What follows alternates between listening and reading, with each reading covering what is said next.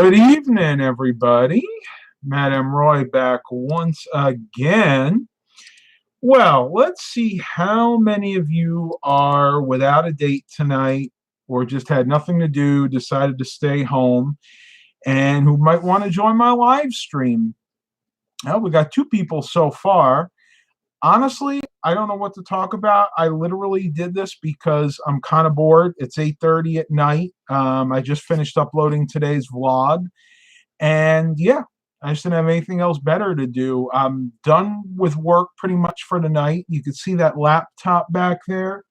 I'm actually currently working on that, but probably going to save that for tomorrow.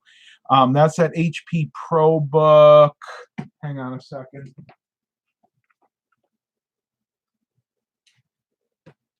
HP ProBook 6570 Bravo that I picked up with that computer haul from Hampton. That thing is actually a really nice laptop. Core i5 3220M mobile processor. Had 4 gigabytes of RAM, upgraded to 8 gigs, and right now it's just rocking a 500 gigabyte conventional hard drive. But I may upgrade it to an SSD. It just depends on how well it sells. I'm going to try to list that for sale with the conventional hard drive, but if I can't sell it for the price I want, then I'll go ahead and spend the money and put in an SSD. Wow, I just put some lotion on my face, and man, you can really see it. My skin is really shimmering in this light. Usually doesn't shine that bad, or that good, I should say. Chris Bartlett, what happened to the hard drive?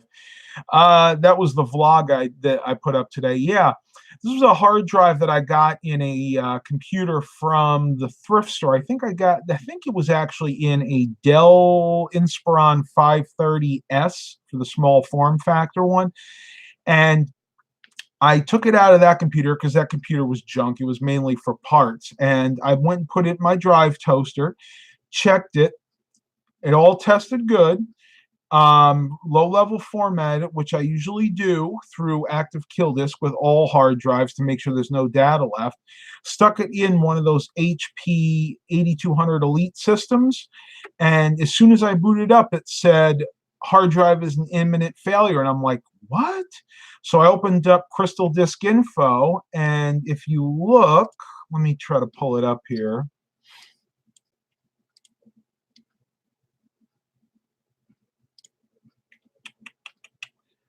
Waiting for my hard drive to spin up. If you pull it up here, it says bad read error rate. The threshold had been reached. So basically there were errors when the hard drive was spinning up. And this was a Western Digital WD500 AADS. This was actually a green. I said it was a blue, but it wound up being it was a Western Digital green drive. I got a little confused there. But the hard drive only had 22 power on counts and was only used for a total of 6 hours. So this was basically a brand new hard drive. And this just speaks to the quality or the lack thereof of modern manufacturing when it comes to computer components. I cannot tell you how many times I've seen brand new hard drives like this fail. Now, granted, this hard drive is old in the sense that it was probably manufactured like around 2010.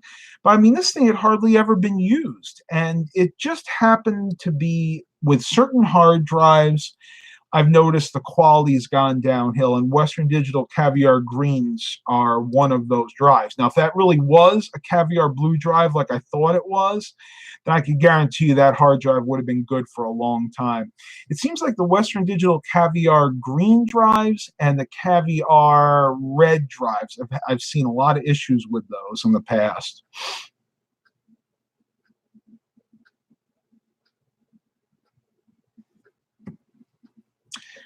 Scott Curley said, I see CDI to this before tested another system or try it with Western Digital Utilities. I probably could, but honestly, I just chucked the hard drive. It was only a 500 gig Western Digital green drive. I get those for a dime a dozen, and I really I'm very particular about the hard drives that I put in computers that I sell to my customers and my clients. If it, I have any indication there may be a problem with the drive, even if it's minor, I will usually just throw it out. Now, if it was a personal drive for me, something I was going to use in one of my personal builds, I could care less because I know I always back up my data. But if I was to put that hard drive, even if I repaired it with something like the Western Digital Utilities and it remapped the bad sectors and it said, yeah, the hard drive was good, I'd be reluctant to put that back into a customer's computer for that reason. I just don't know if that is a permanent fix or not. But you know what? You might feel differently, but that's just me.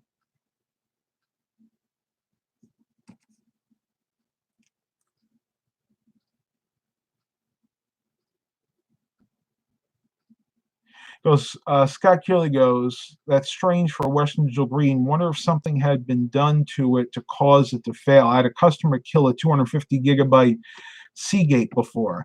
And that's a distinct possibility. I don't know where this computer was. And I'll be honest with you, when I got the computer, it was in pretty rough shape. It looked like it may have been sitting in someone's barn or garage for a while. So maybe some moisture got in there and just destroyed or degraded the platters over time. It's very possible. Scott Kelly goes, I only use Western Digital Black and SSDs personally. Well, those are good drives, but monetarily they are very expensive. So I wish I could do that for everybody's systems, but usually I save those for the more high-end builds. I-386, my last day at Kroger was today. I start new job Monday. Also, I ordered a Dell XPS 8930 Special Edition. Would have built one, but will not have much time now. That's my problem. I would love to build more computers from scratch, and I've done it in the past, but I just don't have the time. It's much easier for me to buy these systems in bulk that are bare bones for the most part, maybe missing the hard drives and memory, and refurbish them. I can bust them out a lot quicker than I could if I built them from scratch. Now, there are some people out there, Kerry Holzman being one, that I know would never do this. He doesn't like using used hardware. But that's a personal preference, and that's fine. Whatever works for you, do it. I mean, I really can't argue with him either, honestly. But this just works for me, and I've never had a complaint. I think out of all the years that I've done this, refurbished these computers and sold them, I may have had one customer come back with a complaint, and that was about it.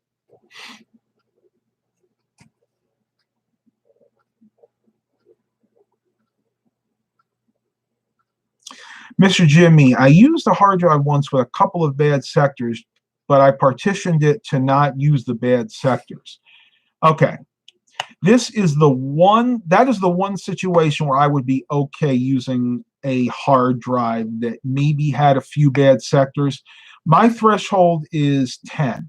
If I find a hard drive that has under 10 bad sectors, in other words, like 1 to 9, then I will go ahead and remap it, and I'll be perfectly fine using that hard drive, because that could just be part of the manufacturing process. That's what we call a acceptable range of failure, basically.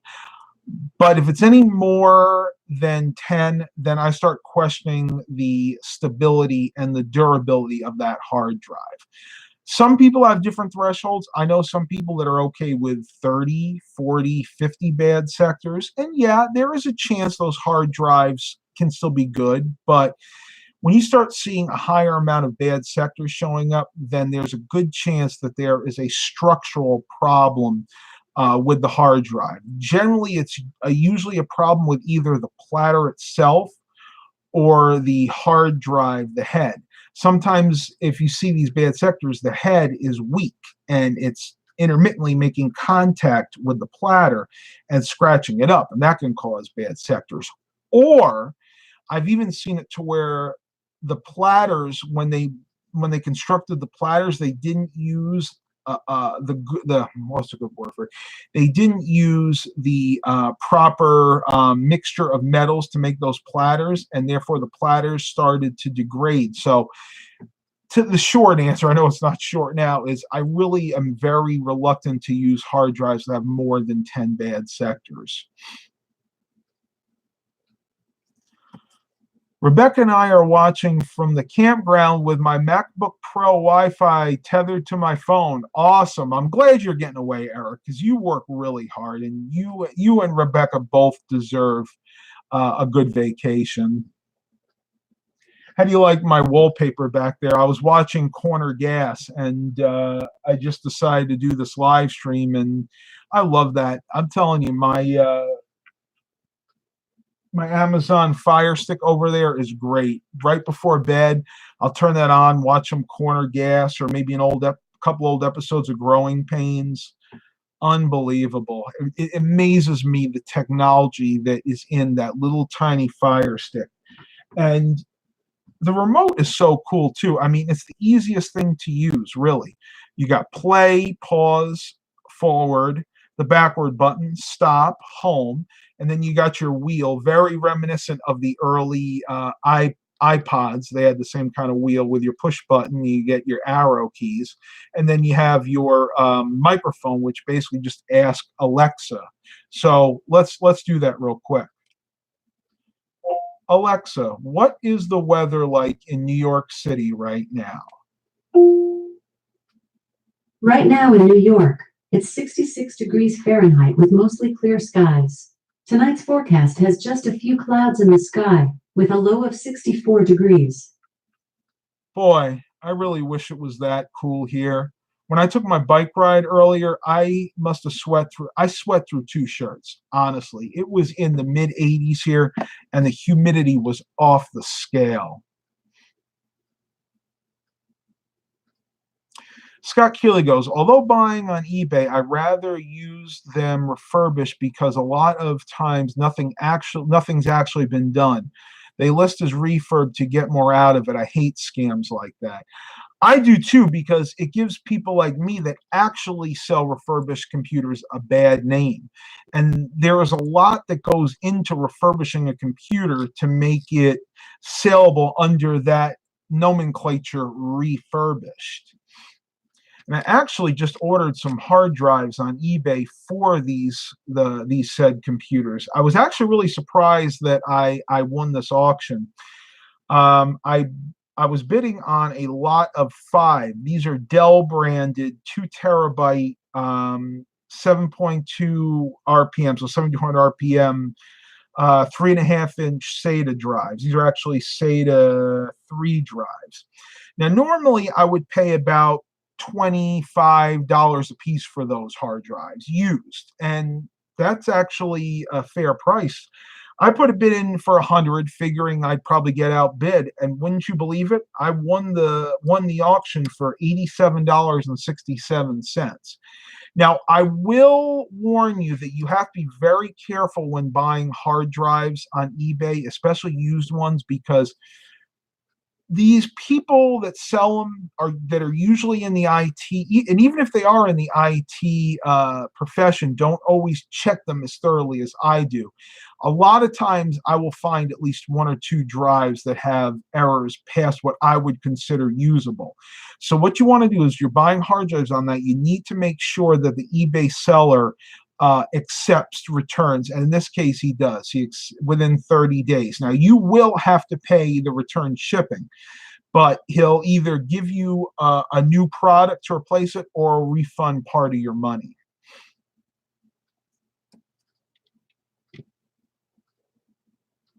I386 goes, I may get a Fire Stick. We were moving again, but so many trees my dish would not work, so I'm going with cable internet with the Fire Stick.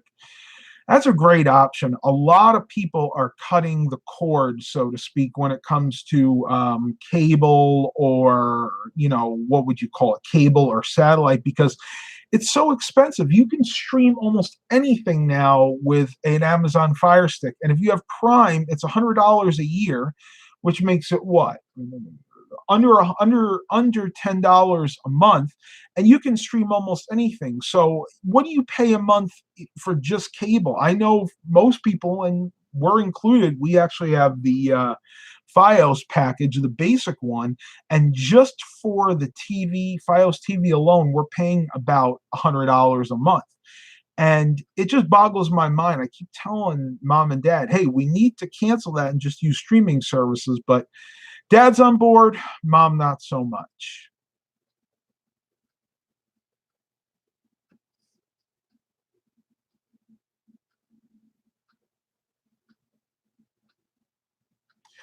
Eric was looking at the same listing, but it sold before I could get it. LOL. He who hesitates is lost.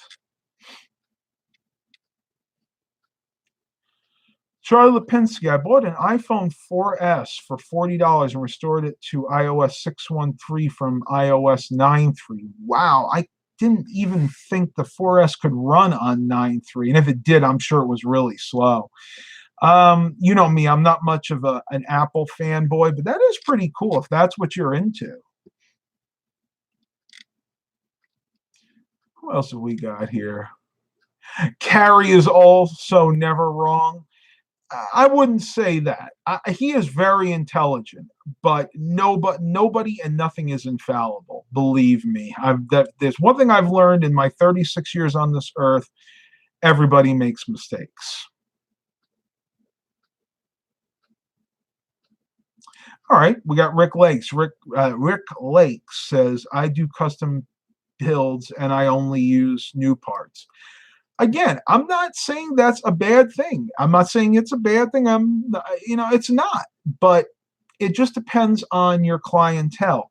See, my clientele needs computers at a very reasonable price, generally under the $200 mark. So we're talking anywhere between $140 to like $180. And for that, at that price point, you cannot build a new system for that price and make a decent profit. It can't be done. And even if somehow you could, like, let's say you went on wish.com and did a Lionel's tech tips type build and got the cheapest of the cheapest components, and even he couldn't do it. He did one, and even the base components, they wound up spending like $300 on the build. And it was garbage. At the end of that build, he found out that half the components he bought that were supposed to be new components were actually used. So it just depends on who is buying your computers. And again, nothing wrong with buying new parts. And it is better. I'll be honest with you. It is better because chances are the computers will last for more years in the long run. But it's not guaranteed. I have actually seen refurbished computers last longer than brand new computers, especially if they're made by HP. Hired gun. I use M2 as a primary and regular SSD for storage. Power supplies is a given. I won't trust my expensive gear to use power supplies either. Okay, I definitely understand that, and I have had my share of power supplies go bad, especially if you're running higher end stuff like M2 SATA SSDs. You have a high-end graphics card in there. You do not want to cheap out on your power supply. Matter of fact, Linus's Tech Tips, when I watched him build that, they called it the Wish.com PC build, he was reluctant to use the power supply he got, and he actually tried it, and believe it or not, it didn't even work. So yes, to answer your question, I would never cheap out on a power supply, especially if you're using very high-end components. Mike Paradin is here. Wow, I'm surprised we got so many people here tonight. I guess I'm not the only one who's lonely on Friday nights. No, not really. I just figured I'd do this for you guys. Scott Kelly goes, I would buy from you, Matt, no problem. Most computers you acquire are business class, and they are great systems. That's another good point. Generally, when I buy these computers, I get them in these holes. They are business class systems. A lot of times they're Dell Optiplexes. These last two holes, they just happen to be the HP Compact Pro, Elite Pro series systems.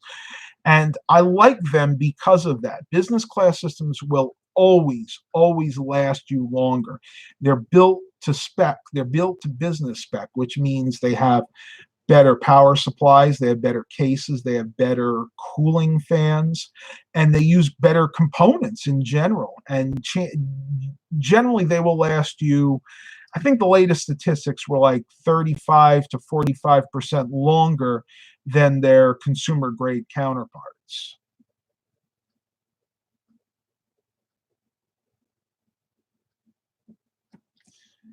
Anything jailbroken isn't legal, but what proof do they have that it is?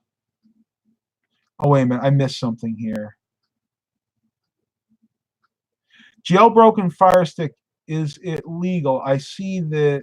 Oh, I use it like the old C-band dishes. People would have free TV with those. It's a good question. Actually, I think you said it right there. Anything jailbroken technically isn't legal. Are they going to bother you if you jailbreak it?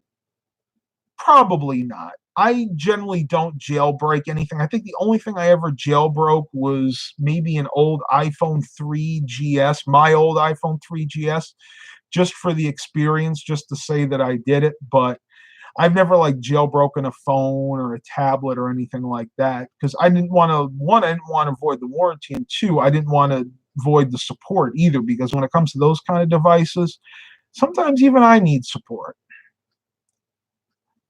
Here we go. I'm going to read this from Mr. Jimmy. Wish is a ripoff because they charge you for shipping, and on eBay, the same items have free shipping, and the Wish item would take the same time to arrive, and on eBay, the items are much cheaper. Positively, lootly. A matter of fact, Mr. Jimmy is going to become a moderator for saying that because I love what he said there, and it's absolutely true. I've never ordered off of Wish.com personally. I know people that have. There's a person here right now I know that has. I'm not going to say who unless he wants me to. But I would say you have a good 50-50 shot of not getting what you actually ordered on Wish.com. And that's not to say you won't get something. You will. But at least 50% of the time, it's not the something that you ordered. Again, I'm going to refer back to Linus's Tech Tips the other day. He put that video up, the Wish.com build. He ordered, off of Wish.com, he ordered a NVIDIA GTX 1060, I think it was. Well, right off the bat, when he got it, he knew that it really wasn't a NVIDIA GeForce GTX 1060 for two reasons. One, it did not have the 8-pin PCI Express power connector on top, which all 1060s have, by the way. And two, it had a VGA port in the back of the card, which the 1060 doesn't even support VGA. So if you order off of Wish.com, yeah, you're going to be saving a lot of money off of the retail price, the normal retail price. But there's a reason you're saving that money, because chances are it's not the item that you're going to expect to get.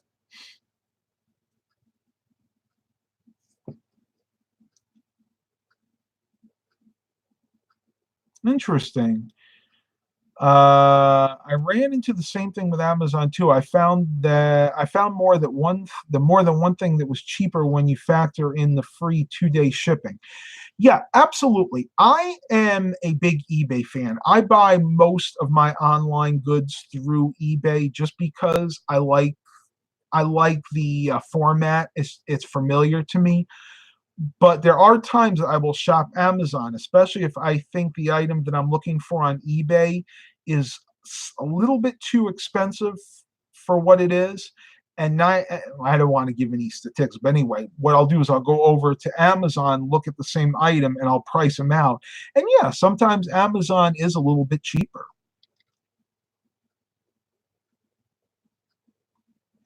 Scott Kelly goes, GTX 750 Ti listed for $30 should be a huge red flag. Oh yeah. If it's too good to be true, especially with computer components, it probably is. Though I'll be honest with you, part of me really wants to do what Linus did and just order one of those bogus graphics cards off of Wish.com and pretty much see what I get. I think that would make for a really, really good video for you guys. I may do that in the future. Mr. Jimmy says he loves eBay. He got a Q6600 Core 2 Quad CPU to upgrade his old PC for 11 New Zealand dollars. It's amazing. A matter of fact, I'm probably going to be ordering a few more of those myself because I actually have some older Dell Optiplex 760-780s from that haul that I got when I was up in New York. And they're actually sitting in my uncle's house. They're up in the upstairs bedroom that I sleep in. They're going to be coming back with me when we go up for Thanksgiving. And I will probably take at least 5 or 6 of those and upgrade them to Q6600. So, Mr. Jimmy, thank you for that reminder. I'm going to go ahead and look for some deals on eBay for those. Eric goes, those rip-off cards are all over eBay too. Oh, even better. I can order one off of eBay. I don't even have to bother using Wish.com. Scott Kelly goes, I did it. Actually ordered a 750 Ti 2 gigabyte. Turns out it was a refurbished GTS 450. I mean, the GTS 450 is actually a half decent graphics card. I've used some of those in my older builds, but yeah, it's no 750 Ti, that's for sure.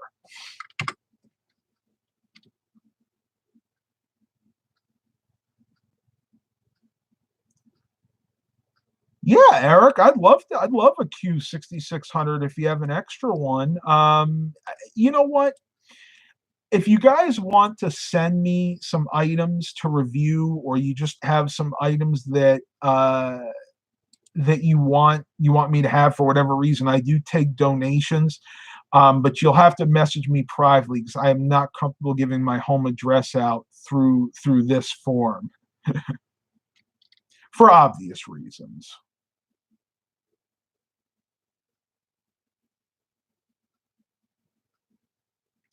We got 14 watchers, 7 likes. Awesome. Thank you guys so much for coming. I can't believe everybody's here.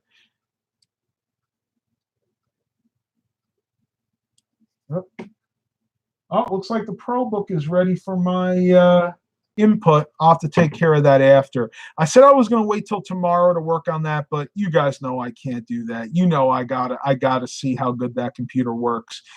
That actually has, believe it or not, 2 batteries. It's got the main battery, the regular battery that fits inside, and it actually has the extended life notebook battery that attaches to the bottom. So I'm curious to see how long a battery life that has. Now, the internal battery may not be any good anymore, but it shouldn't be a big issue. I know that I can get them on, I did a quick eBay search. You can get them on eBay really cheap.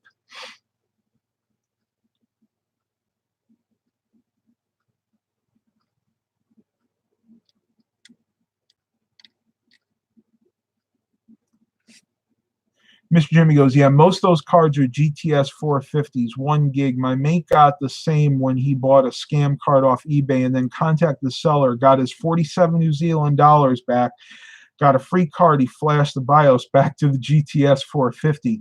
Yeah, because they actually have to spoof the BIOS on that. And if you download the bogus, the real driver for the bogus card, a lot of times it will work, but you won't get all the features. So your best bet is if you get one of those bogus cards, do exactly what he suggested. Flash the BIOS back to what the card actually is. That way you can use all the features available to whatever that card is. Rick Lakes asks, Matt, are you a fan of Corsair power supplies? I like Corsair. I've used a few of them in the past. I've had some of their, what are they called? The Vengeance, I think it is. Let me look it up real quick. It's whatever the 450 watt one is. It's terrible. I can't remember the name of it. the VS series, the VS 450s. I've used those in quite a few of my builds, and they are very, very solid power supplies. And you might be saying a 450 seems a little low wattage wise for a modern PC. It really isn't unless you're going really crazy with your graphics card. Like if you're putting in something like a GTX 1060 or a 1080, then yeah, I would say you need at least a 600 or maybe even an 800 watt power supply. But most of the computers that I build or rebuild, I usually go with something like a Radeon R7 260 or maybe even an older Radeon HD 8490. And those cards, heck, you can run those cards with like a 250 watt power supply.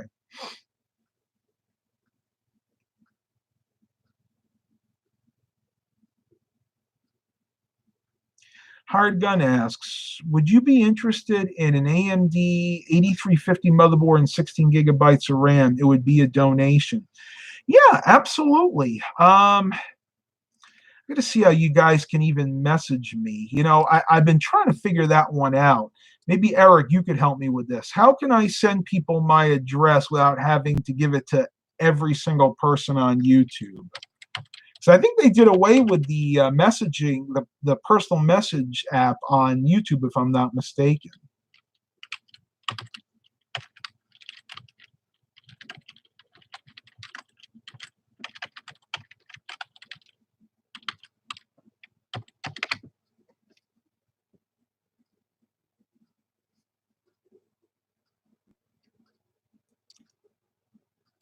Okay, I'll do that. I'll do that real quick. Hired gun.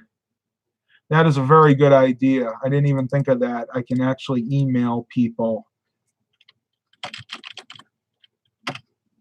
I'll make sure I write that out once I'm done. I have it set up right now, so you're going to get that email from me for sure.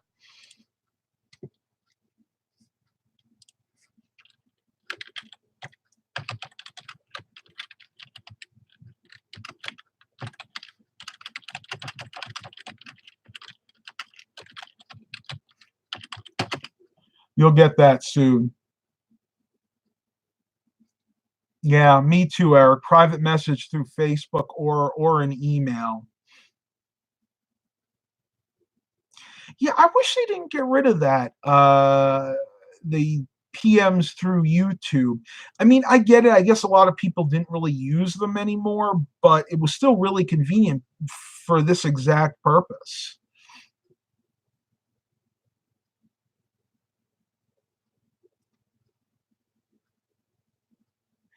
Scott Kelly goes, I'll let you do email, but I wouldn't make it a habit. You don't know who is watching the vlog during and after the stream. Yeah, that is true. Yeah, well, hopefully nobody here is going to take advantage. Please don't. Please be kind, and we're all friends here, so just do the right thing. And what I'll do, anybody that wants to send me a donation for the channel, I will do an unboxing. I will never show your address, so you don't have to worry about that.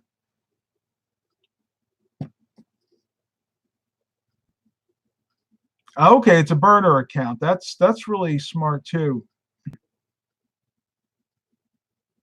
I forgot his email already. Yeah, it's about my attention span, honestly.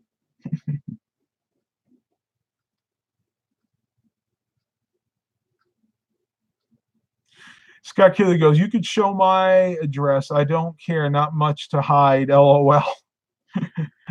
I just never think it's a good idea to share addresses. I mean, a lot of you, believe it or not, I am usually really careful, but I know quite a few people know my address, and I'm okay with that. But there are certain people out there that I really don't want them to know exactly where I live, and I'm sure that you guys probably feel the same way.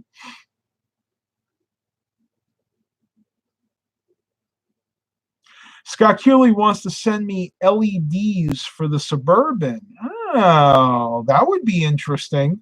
I'll tell you, I would definitely be up to that, and I could do a video upgrading it to LEDs, though. You might laugh at how long it would take me to get all of the light panels out. Though I've actually done the rear ones. I've actually had to replace some bulbs in the rear taillights, but I haven't had to take the headlights out yet. Scott goes, I know it uses 9006 and 9005 bulbs. You know more than I do then. Seriously, I honestly, I talk a big game when it comes to automotive things, but I really know very little when it comes to the intricate work, and especially with the electrical work, because a lot of the stuff I do with my vehicles is basic maintenance stuff. So we're talking oil changes, maybe some brake work. Yeah, I've done idle air control valve replacements. One thing I really like to do, I need to do a full tune-up on the, which one needs it? The Suburban, and I really like to do that. I've never done a full tune-up on a vehicle myself before, so that'll be an interesting experience.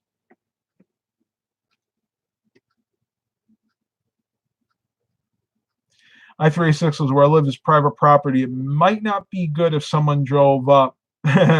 Might get a big surprise. That would not be good either, believe me.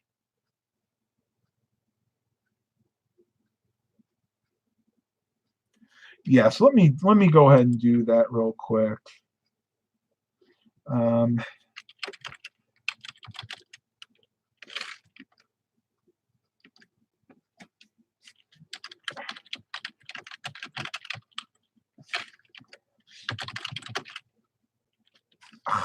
That drives me crazy. Autocorrect is just going haywire on my system right now.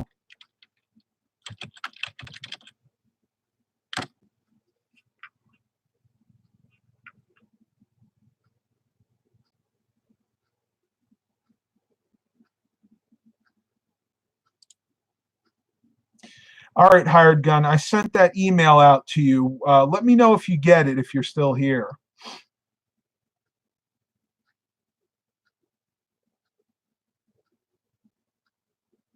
Eric goes, same with me. Someone mentioned my license plate being in a video. I told them that even if they can get my address, they may not want to show up unannounced. Exactly. But, here's the thing. I've noticed a lot of people will try to hide their license plates. I tried doing it one time, but then I thought to myself, I've filmed so many vlogs outside, and I've showed almost all my license plates. At this point, it's kind of moot. You know what I mean? If somebody really, really wanted to figure out where I live, they probably could. All right, let's change the topic now. This is getting kind of boring, and I can see I'm losing some people. Higher Gun goes, got it, Matt. Should be out Monday or Tuesday. Thank you so much. Am I good to do an unboxing video of that as long as I hide your address?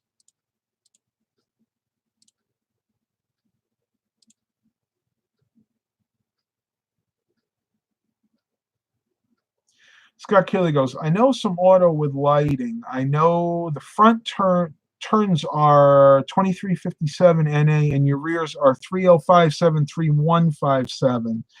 Even when your reverse lights are 3156. Ha, I'm a nerd, LOL. Yeah, that's awesome. I'm glad you know that.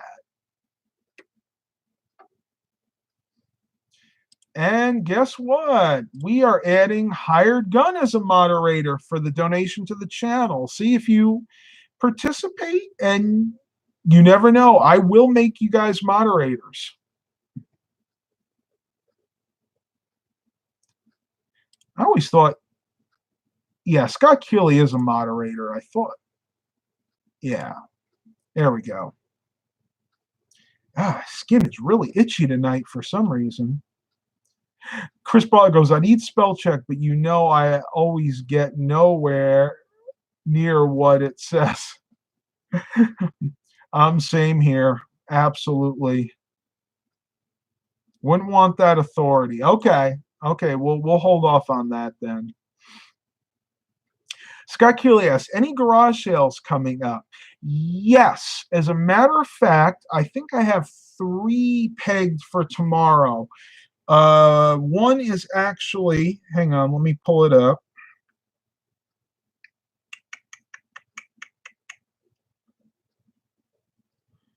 One is actually a community sale, I believe. Yeah. One is a community sale, and the other one is like a local lodge, kind of like an Elks Lodge, is having their semi-annual sale. They do it twice a year. Honestly, that's the one I want to go to first because I have actually gotten computers from this sale before. And in the ad on Yard Sale Treasures, they actually listed they have computers this time.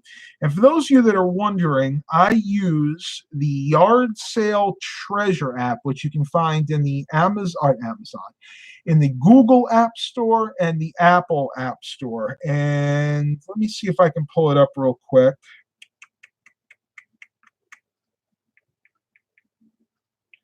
Yard Sale it's called the Yard Sale Treasure Map by Colgi Enterprises, Kalaji Enterprises. There you go. You guys can hopefully see that. Yep, Yard Sale Treasure Map by Kalaji Enterprises. Highly recommend it. Now, if you have the free version, you are limited to seeing garage sales on only on the day that they're coming out, except for Saturday and I think Monday. But if you have the full version, you can look at garage sales for every day of the week. I usually find that most of the garage shows are always on Saturday here anyway, so I just go with the free version of that. Yep. Somebody's got a watch party going on.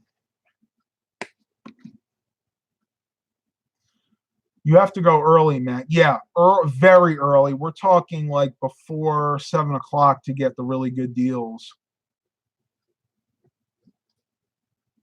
Eric Brunhammer goes, we were about to watch Roadkill until we saw your thing pop up. That's awesome. You know what? I don't ever want to keep you guys from anything, but if you're so inclined and you want to have a little, you want to be entertained, you're always welcome to my live streams. I watched a video from 2015 earlier, good old days. Well, if it was one of my videos, I probably looked a lot heavier than I do now. Adam Whitaker is here. Hey, Adam, I haven't heard from you in a while. Hey, Matt, went to the OP shop and they gave me 3 phones and a laptop. It is an old, I missed the rest of it, but hey, if they're giving you those things for free, that's great. And that's something that, how can I say this? That's something that I'm always looking out for. A lot of times I have to buy my used computer systems, like with those hauls. I absolutely paid for those. I actually had to pay up for the i5s. But there are times that companies just plain want to give you the stuff. I've had companies in the past that say, look, we're upgrading our computer systems, or we're going out of business. We have all this IT equipment that needs to go. Come and get it if you want it. It's yours. And that's great. But the problem with that is if they're willing to give it to you, you have to be willing to take it all. You can't go there and just pick and choose, because that wouldn't be right. I mean, heck, they're not charging you for it. You know, the least you could do is take everything, and then later on, whatever you don't want, you'll have to get rid of. Now, if I'm going to a place and I'm going to be paying for what I'm getting, then yeah, I feel I can be more choosy and I can say, well, no, I don't want this stuff. It's too old, because I'm not going to spend my hard-earned money on equipment that I can't get my money back and make a profit. I mean, you got to realize the idea is to buy low and sell high. I mean, that's capitalism in its purest form. Eric goes, crap, I was supposed to go to that local thrift store for that computer haul tomorrow. I'm 2 hours away, LOL. Either you got a lot of driving, or maybe you can call them and reschedule. I've had that happen to me before. There are things that come up, and sometimes you just got to reschedule. OP shop means thrift store. I kind of figured that. I figured it was either a thrift store or a secondhand store. I know in England they call them charity shops for the most part. At least that's what I was always told. Chris Brawler, I put an ad in Facebook Marketplace for old computers that have got have gotten some very old 486s. I have to take printers and everything they had. Yeah, I hate that. I hate it when they make me take old printers. People think they're old inkjet printers from 1998, 1997 are worth a lot of money. They tell me, oh, they're vintage. These are great printers. You can get a ton of money for them. No. Old printers, for the most part, are absolutely worthless, unless you have something like an old Oki Data dot matrix impact printer. In that case, they'd still have some value, but 9 times out of 10, I'd say 90% of the time, your old printer is worthless. You might as well take it, use it for basketball practice, use it for hockey practice, and then chuck it in the bin because it ain't worth diddly squat. All right, I386, thanks for coming, and hopefully I'll see you at the next live stream. Yeah, that's true. The ink is usually worth more than the printer is. Mr. Jimmy says, I had to take a bunch of printers when I bought 5 PCs off a guy, but sold them in a lot for $12. Hey, if you can get money for used printers, that's great. Around here, if I get a really nice printer in, like a nice laser jet, like even a monochrome laser jet or a color laser jet, now those used, if they're working, have some value, and I can pair those with a computer and sell them. But I rarely ever am that lucky that I get a used laser jet. Most of the time, the printers people want to give me are old inkjet printers that are absolutely worthless. Eric Brunhammer goes, HE double hockey sticks. Your new inkjet printers are worthless. Absolutely. My Epson Workforce over there that I got on Black Friday for $40. I paid $35 too much for that. To be honest with you, that thing's a pile of junk. I've had so many problems with that printer, and it's not even a year old yet. I've had problems getting to recognize the new ink cartridges. I've had problems with the rollers. Like I tried to print something with cardstock. The rollers in that are so cheap, it won't even pick up cardstock. Anything thicker than normal printer paper, that thing can't use. So I think next Black Friday, I'm going to be in the market for a color laser jet. Now, I do have a color laser jet downstairs, but it's not an all-in-one. It's one of those old HP 2300s, and they're garbage. That thing doesn't even work right. The red toner cartridge, it doesn't always pick up the red properly. And that thing, I actually paid $20 for that printer, and I was really upset that that thing didn't work because I was assured by the person I bought it from that it did. But when you buy used like that, you can't take them back. Hired Gun, I picked up a nice Brother color laser printer on clearance, office model, but it was only $90. That's a great deal. For any color laser jet under $100 is almost unheard of. Even if it's not an all-in-one, that's still a fantastic deal.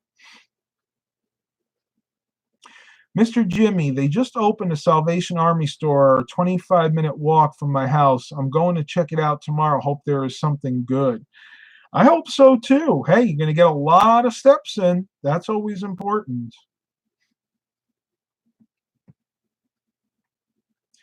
Okay, Adam got an HTC SV and a Samsung Mini and an old phone. Unfortunately, that might be great. I don't know. It doesn't mean a lot to me because you guys don't actually use the same cell phones over there that we do in the States. But heck, if somebody gave me a couple free phones and a tablet or something like that, I'd always take it.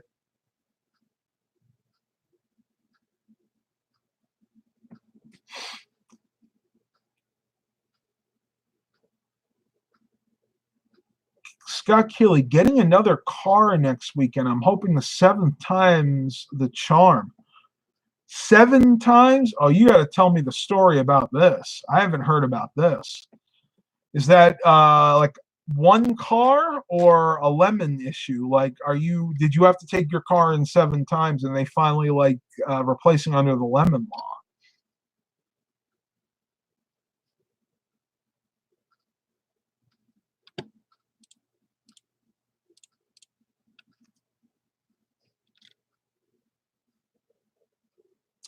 All right. All right, tubers. I'm ending it here. It is 9:18 and it is way past my bedtime.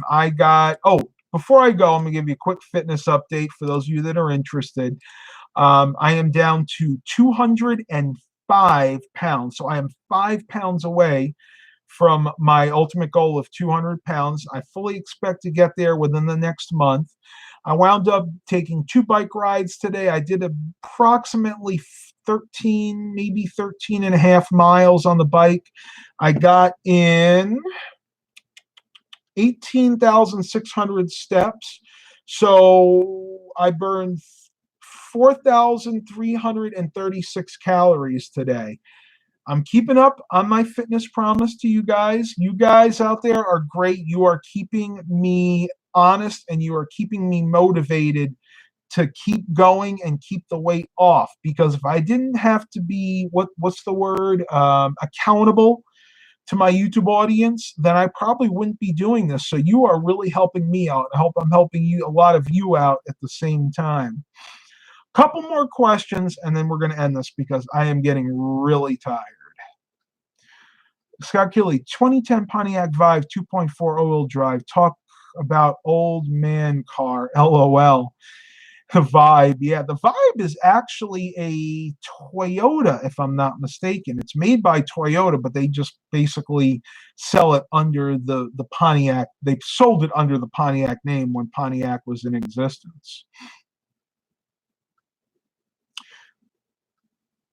You're doing great, Matt. You're an unbelievable testimony, George Stewart said. Thank you. I appreciate that. And I hope, even more than keeping me healthy, I'm hoping that I'm motivating you out there in YouTube land to do the same thing. And if you like the fitness-related live streams and vlogs, let me know that. They've had mixed reviews in the past. I know a lot of you guys like it when I talk tech, but I want to do more in the way of fitness vlogs and live streams because I think a lot of people out there really need to hear my testimony and really need the information that I can share. All right, everybody, that is it. Thank you for coming to the live stream. Please continue to like and subscribe. And as always, have a blessed day, everybody.